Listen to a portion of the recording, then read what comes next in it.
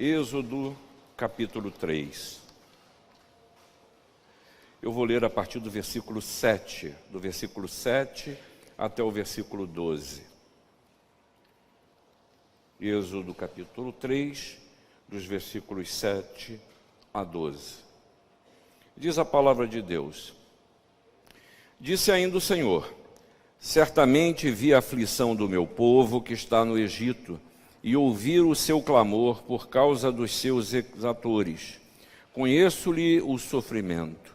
Por isso, desci a fim de livrá-lo da mão dos egípcios, e para fazê-lo subir daquela terra a uma terra boa e ampla, terra que mana leite e mel, o lugar do cananeu, do eteu, do amorreu, do ferezeu, do eveu e do jebuseu. Pois o clamor dos filhos de Israel chegou até mim, e também vejo a opressão com que os egípcios os estão oprimindo. Vem agora, e eu te enviarei a Faraó, para que tires o meu povo, os filhos de Israel, do Egito.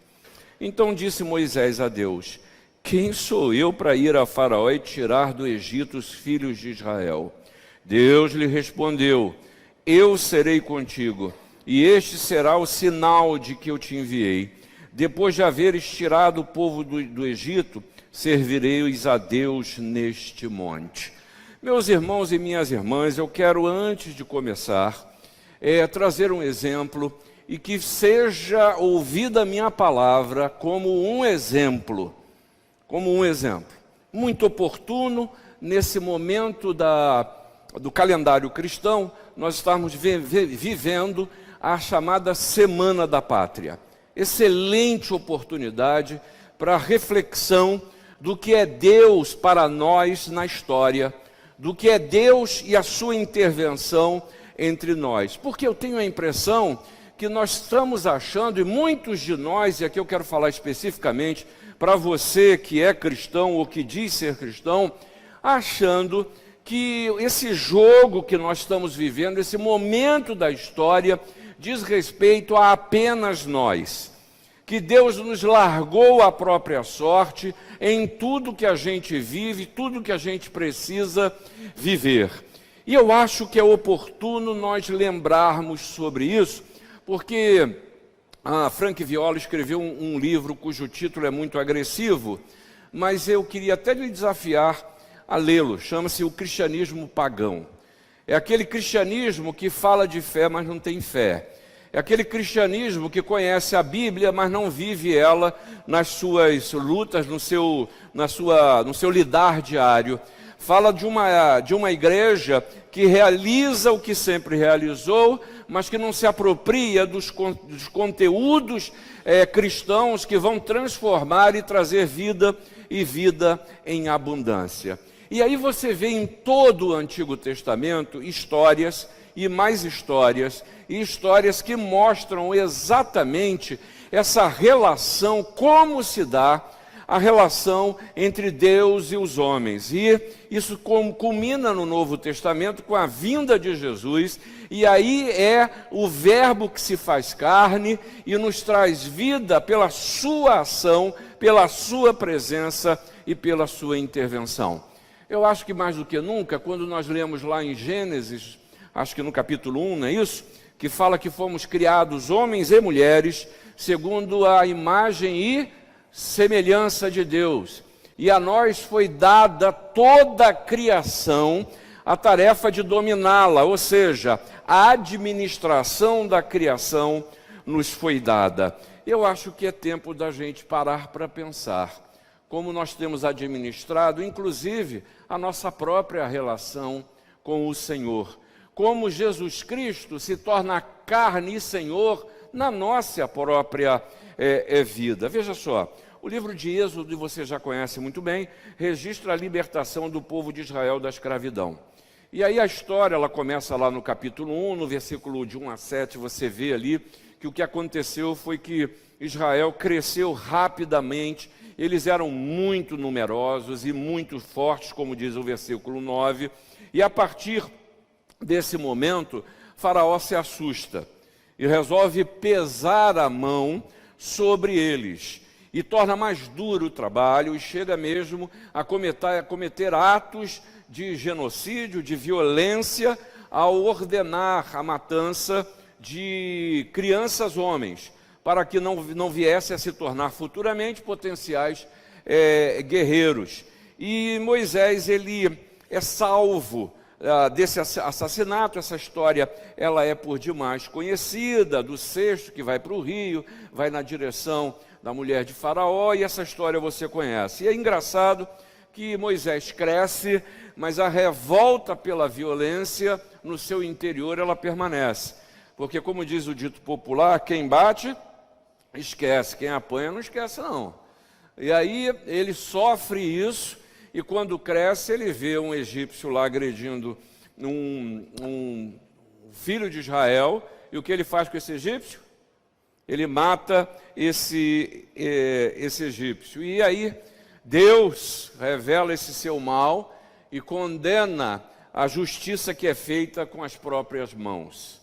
Porque a justiça e a vingança cabem ao... Isso é bom para acalmar coração que está achando que vai resolver todos os problemas da face da terra. Em achar que tem que pagar mal com mal, em achar que a justiça está na sua mão.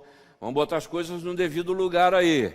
É Deus que ordena e é Ele que trata das coisas. Quando a gente fala de uma semana da pátria, não é para engrandecer sistemas ou visões. É para lembrar aquilo que diz o salmista, que bendita é a nação cujo Deus é.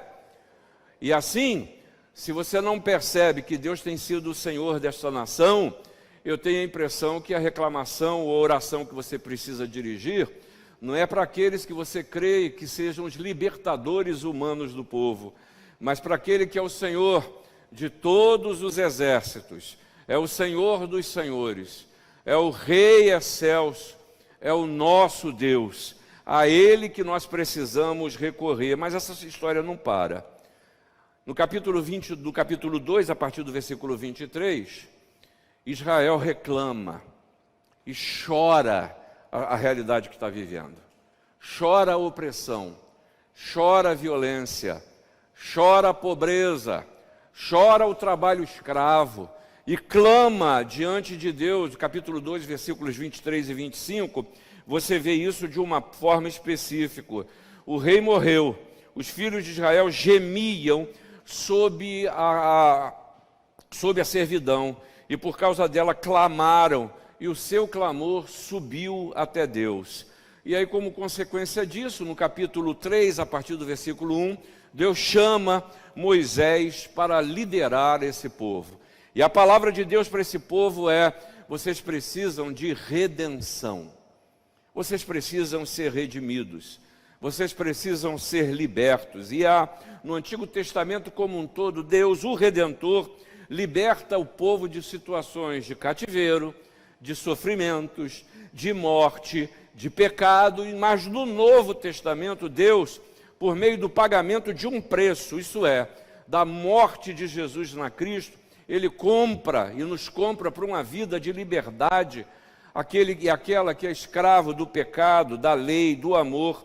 E essa redenção, sem sombra de dúvida, será completa no final dos tempos. Por isso, a minha palavra para você nessa manhã, o que eu quero falar é do Deus que intervém, é do Deus que desce para mudar as situações da sua história, é do Deus que lida com a realidade que você lida e lhe permite passar até entre mares. E se não for possível abrir esses mares, Ele pode fazer você andar sobre as águas. Eu quero falar para o Deus que não nos criou, e ao contrário do que creem alguns, Ele não nos criou e disse: ó, segue aí, vai a própria sorte. Não, Ele está presente, Ele é presente. Ele sabe de todas as coisas, e mais do que isso, Ele está lidando com o vazio da alma que perde o ente querido, mas Ele está lidando também com as suas necessidades, sejam de suprimento, seja de saúde, seja de paz emocional e psíquica, ou seja, quem sabe, da esperança que pode olhar para frente e reconhecer que Deus continua lidando com todas as circunstâncias.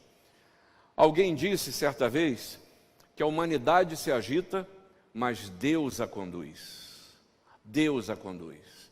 E aí você chega nessa história, e a primeira destaque que eu quero trazer para você diz respeito à atenção de Deus. Porque o texto que nós lemos, se você recuperar a leitura, você vai ver que a primeira ação, ou primeira revelação de Deus é que Ele está vendo. Ele está vendo. Diz o versículo 7 aí, que o Senhor está dizendo, eu vi a aflição. É como se Deus estivesse dizendo para você, eu conheço os seus sentimentos. Eu sei o que você está sentindo. Eu sei da angústia da alma, mas sei das intenções do coração. E esse saber é um saber que para muitos, e ao longo da história, muitos interpretaram como se fosse um saber do policial que quer prender, do juiz que quer condenar, do carcereiro que quer trancar, daquele que vem para julgar, daquele que vem para matar, daquele que vem para destruir, e muitas vezes, ainda que esteja andando pelo vale da sombra da morte, ou ainda que eu esteja me entregando ou me permitindo andar por caminhos que ninguém precisa me dizer, eu não preciso de teses ou sobre teses, eu sei que eu ando por caminhos que não agradam a Deus, e não precisa ninguém vir me dizer, porque o Espírito Santo fala ao seu e ao meu coração. É verdade que muitas vezes Ele usa as pessoas para nos alertar, e algumas dessas pessoas a gente pode ver e entender até como anjos,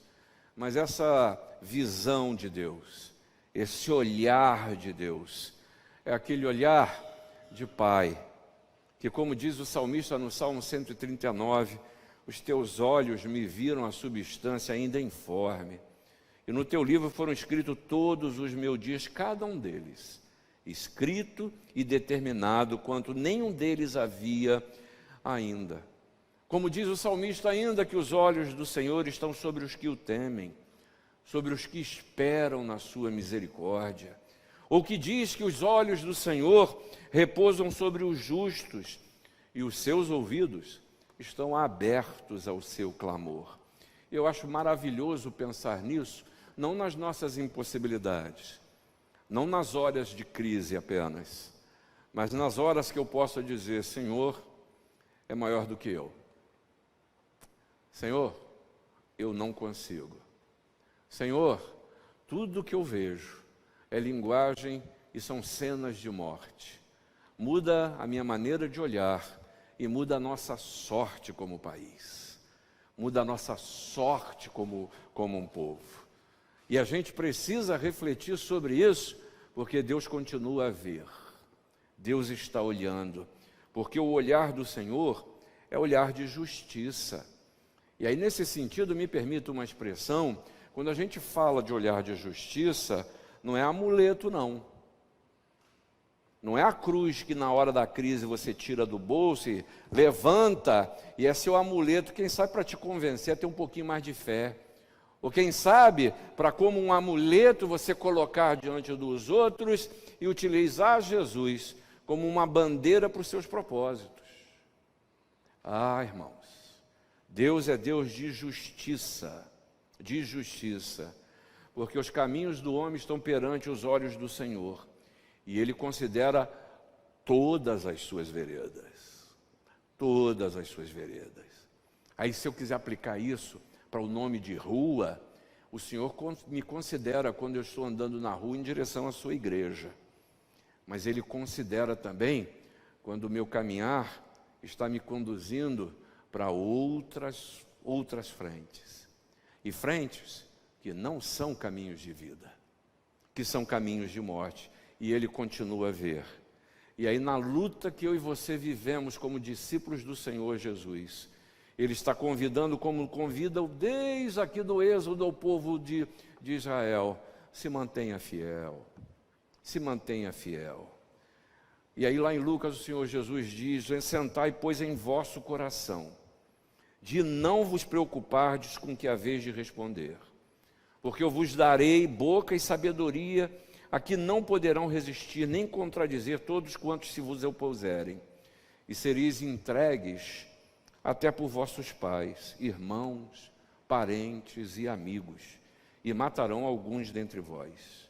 De todos sereis odiados por causa do meu nome. Contudo, não se perderá um só fio de cabelo da vossa cabeça. E é nossa esperança, é na vossa perseverança que ganhareis a vossa alma. Pois o olhar, a visão de Deus sobre você é que para que produza em cada um de nós esperança. Esperança. Quando acabamos de orar aqui e oramos por Lúcio, e oramos por Teresa, e oramos por Fátima, e oramos pela família de Milena, é na certeza de que Deus está olhando, Deus está vendo, Deus move. Por isso pedimos, mas também agradecemos, porque reconhecemos que Ele está lidando com a vida de cada um de nós e lidando com a história. E aí, meus irmãos, eu acho que é um tempo da gente aumentar a nossa cosmovisão. Porque das detrações, não sei nem se existe essa palavra, da pessoa de Deus, é essa visão desse nosso tempo de que Deus é meu, de que Deus é para satisfazer os meus propósitos, é para atender o que eu quero, e nos esquecermos da percepção da ação de Deus no todo, na história. Esse Deus que é vivido de uma forma egoísta nos traz resultados até de falta de fé ao não percebermos a sua atuação entre nós, no nosso entorno. Essa coisa tão autocentrada, de só eu preciso, desse Deus que Ele é para trazer só prosperidade, dessa teologia equivocada, de um Deus que atende, é um Deus que eu tenho, que é só para atender os meus gostos e vontades. Quando, na verdade, é um Deus de amor que trata de mim. E isso eu e você sabemos, que isso custa. Isso custa. Isso necessita que eu pare para pensar. Mas isso é outra coisa que eu vou falar com você daqui a pouco. Porque a segunda coisa que esse texto nos ensina, não só Deus vê, mas você pode perceber o cuidado de Deus. Sabe por quê? Porque Ele ouve. Porque Ele ouve. No capítulo 2, veja aí o versículo 23, diz o seguinte: decorridos muitos dias, eu li para você, morreu o rei do Egito, os filhos de Israel gemiam sob a servidão e por causa dela clamaram, e o seu clamor subiu a Deus. No capítulo 3, o versículo 9, diz o seguinte: pois o clamor dos filhos de Israel chegou até mim, e também vejo a opressão em que os egípcios os estão oprimindo. E é exatamente o que o Senhor Jesus está nos chamando. Agora liga isso com a palavra de Jesus, que Ele nos chama para perto, para nos ouvir. Ele quer nos ouvir. Por isso que a gente fala, repete, e a gente muitas vezes não se apropria da verdade, quando Jesus diz: pedi e dar-se-vos-á, buscai e achareis, batei e abrir-se-vos-á, pois todo o que pede recebe, o que busca encontra, e a quem bater, abrir-se-lhe-á. O qual dentre vós é o homem que, se porventura o filho lhe pedir pão, ele lhe dará pedra? Ou se lhe pedir um peixe, lhe dará uma cobra? Ora, se vós que sois maus, sabeis dar boas dádivas aos vossos filhos, quanto mais vosso Pai, que está nos céus, dará boas coisas aos que lhe pedirem. Jesus é o Deus que ouve. É o Deus que ouve. Para onde tem sido direcionada as suas petições? Para onde tem sido direcionada as suas dúvidas e incertezas? Para onde tem sido direcionada as suas intenções? Para onde tem sido direcionada a amargura da sua alma? Para onde tem sido direcionada as decisões que você faz, toma, continua a viver, e seu consciente insiste em lhe dizer: caminho é bom, mas eu e você procuramos cauterizar a mente para não ouvir a voz do Espírito Santo que está dentro de mim e de você. Esse texto é clássico, mas a gente precisa enfrentar algumas coisas que são humanas. Uma delas é a preguiça espiritual, porque falar em o Deus que ouve implica em olhar para dentro, mas isso dá uma preguiça, porque eu começo a mexer, e aí Deus vai mexendo aqui dentro. Deus vai mostrando o que precisa ser feito. E aí tem coisa que eu tenho que mudar. Mas eu gosto tanto. Mudar para quê? Calma aí, Deus. Ainda não está na hora, mas eu continuo a sofrer as minhas decisões. Eu continuo a sofrer as minhas omissões. Eu continuo a sofrer as decisões que podem até me dar prazer. Mas eu sei que me conduzem, nem precisa ninguém me dizer. Eu sei que me conduzem para caminhos que não são caminhos de vida. Há um outro problema que eu posso enfrentar também, ao pensar no Deus que vê, no Deus que ouve, no Deus que é presente, e eu não vejo acontecer da maneira como eu quero ver, eu posso alimentar, e você já ouviu de mim falar sobre isso, desconfiança quanto às intenções de Deus. Será que não tem gente que é preferido? Será que, na verdade, Deus não está se alegrando com a situação que a gente está vivendo? Pior que tem maluco que se apropria desse discurso e levanta até bandeira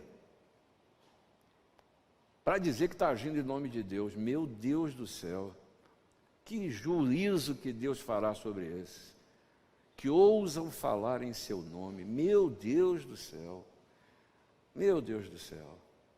E aí, irmãos, a gente precisa tomar cuidado com esse cristianismo pagão, que chega mesmo a desconfiar do porquê Deus faz como faz, fez como fez, e o que está indicando na minha vida é que o caminho a seguir será outro.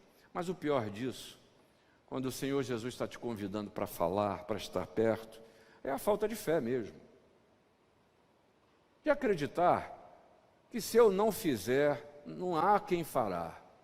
E a gente até fala isso, só eu sei da minha vida, né? Só eu sei o que eu tenho que carregar. É? Só você? Isso é falta de fé. Ah, eu sei o leão que eu tenho que matar amanhã. Mas há a possibilidade de você falar com aquele que criou o leão, né? A possibilidade de você pedir para o Senhor Jesus, que diz para você o seguinte: teu fardo está pesado? Troca comigo, o meu é leve. O meu é leve. Mas isso é falta de fé. E aqui não tem teoria. E aqui não tem melhor explicação. É aplicar ou não aplicar. É você experimentar isso na sua vida ou continuar arrastando de corrente como fantasma pela existência. Mas o Senhor, Ele nos ensina exatamente o que o Antigo Testamento nos mostra. A atenção de Deus para com o homem, em toda a história você vê isso. E no Novo Testamento nos mostra de igual forma a atenção dedicada, focada e centrada de Jesus em ouvir o clamor do homem. E Ele vem exatamente para mudar a situação, Ele transforma a morte em vida, choro em alegria, aflição em paz. Porque Deus, Ele está te ouvindo. Ele está te ouvindo. Mas finalmente esse texto nos ensina que Deus, além de ver, além de ouvir, além de saber, Ele se move em nosso favor. Ele se move. Veja bem, diz o Senhor: vi a aflição, ouvi o clamor. Por fim Ele diz: desci para livrá-los. Desci para livrá-los. Pode ver o versículo 8. Está escrito isso aí. Eu desci para livrá-los. E é a constatações que a gente precisa fazer. Primeiro, que Deus conhece a nossa realidade. Segundo, que Deus intervém. Ele é presente na história. Ele é presente e cuida de nós. Terceira coisa que você precisa saber ou lembrar é que a ação de Deus é completa. E aí você pode acompanhar ou ter um exemplo por essa dinâmica que você leu aí. Simples. Primeiro, viu a aflição. Segundo, ouviu o clamor. Terceiro, livrou das mãos dos egípcios. Mas não parou aí não, irmãos. Não parou aí não, veio um quarto. Depois de livrar, orientou o livramento para uma caminhada. Eu não estou livrando você desse problema circunstancial aqui de Faraó para vir um outro que vai lhe escravizar. Não, eu estou liberando vocês. E vem o quinto, eu estou direcionando vocês para um objetivo específico. Subir a uma terra boa e ampla, a chamada terra prometida. Que é para nós o quê? É a antevisão da vida que é eterna, da glória de Deus. Que esse momento da história, o que a gente precisa se ver é na caminhada do livramento. Estamos andando para onde? Para estar presentes na glória de Deus, e o dia que começa é hoje. Porque às vezes eu fico achando que tem pessoas que acham o seguinte: beleza, já carimbei meu cartão na igreja, beleza, já garanti minha vaga na eternidade, agora no dia que morrer, a coisa está definida, e o Senhor está convidando a você a viver a eternidade nessa vida que você tem. Aí você pode fazer uma avaliação. Se sua vida é uma vidinha, se sua vida é um arremedo de vida, eu acho que está na hora de você viver como cidadão da eternidade. Está na hora de você viver como liberto. Ou você vai viver como o povo de Israel, que deu graças a Deus pela libertação, mas quando se viu diante do mar, já começou a lamuriar. Aí abre o mar milagrosamente, aí atravessa, aí cria um pãozinho, aí fica igual criança. Ah, tirou a gente de lá, lá a gente tinha pão. Tá, meu filho, toma um maná. Ah, não, mas eu quero uma carninha. Tá, então manda uma codorniz para o sujeito. Ah, tá muito sol na minha cabecinha. Tá, manda nuvem para poder acompanhar. E ainda assim fica duvidando da ação de Deus. E ainda assim, a ação de Deus, ela é completa. Se você está percebendo que alguma coisa que está incompleta, primeiro, a ação de Deus não terminou. Segunda coisa, talvez esteja na hora de eu pensar o meu papel. O meu papel. Sabe por quê? Porque há coisas que só você pode fazer. Aí você vai entender como é que o Senhor trata de Moisés. Moisés, eu vou te enviar a Faraó. E Moisés, eu falaria como ele. Pô, peraí, senhor, vamos organizar essa história aí. O senhor está falando do cara que oprime a gente, tá? O senhor está falando do cara que mandou matar nossos filhos. O senhor está falando do cara que é a fonte da opressão. E aí o Senhor não para. Aí vira para Moisés e fala: e aí tem mais uma coisa, hein? Você tem uma missão. Você vai chegar para o cara e vai dizer o seguinte: ó, Deus vai me livrar. Pô, agrediu. Como é que é o negócio? Senhor? Eu vou chegar para o cara que tem força, que tem poder, que oprimiu a gente, que escravizou a gente por gerações. Eu vou virar para ele e falar assim: ó, Deus vai livrar a gente. É isso? É isso. Mas você tem a certeza, diz o Senhor para ele, que você não vai sozinho. E aí no versículo 12 você encontra essa palavra: eu serei contigo, e este será o sinal de que eu te enviei. Depois de haver-os tirado o povo do Egito, servireis a Deus neste monte. A palavra que eu tinha para você não era essa hoje não, tá? Eu ia falar para você num texto de Lucas 14, mas vamos voltar a esse assunto um outro domingo. Lembra desse texto? Que fala o seguinte: é de odiar a família, de carregar a cruz, de abrir mão de tudo que você tem, de calcular o custo para construir uma torre, de calcular o custo se você vai entrar numa guerra, para no final chegar e falar do sal que é insípido, não serve para salgar e ainda cria um problema. E esse texto termina dizendo o seguinte: ó, o sal que se torna insípido não serve para salgar, não serve mais para fazer. E para jogar fora também não dá para jogar na terra, num monturo. Você tem um problema com o cristão que não tem fé, não serve para nada. Primeiramente, não serve para você mesmo, não serve para você mesmo. E isso que eu estou falando, de que há coisas que só você pode fazer.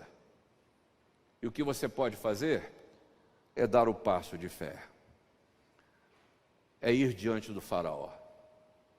É parar de acreditar nas condições do tempo, nos poderes estabelecidos e simplesmente cumprir a sua missão de fé, em crer naquele que diz: tudo posso, naquele que me fortalece. Ah, meus irmãos, Jesus veio a nós para mudar as situações da nossa vida, porque seu objetivo é salvação. Eu tenho a impressão que não há maior salvação do que o Senhor nos livrar de nós mesmos. De nós mesmos. De tudo aquilo que está sedimentado na sua mente e coração, arraigado, e você se vê impossibilitado, até porque acredita na sua maneira de ser e de pensar. Não está disposto ou disposta a abrir o coração e deixar o Senhor mudar, porque Ele continua a ter atenção sobre você, porque Ele vê. Ele continua a ter cuidado de você, porque Ele ouve. Mas mais do que isso, Ele se move em seu favor. Que Deus nos abençoe.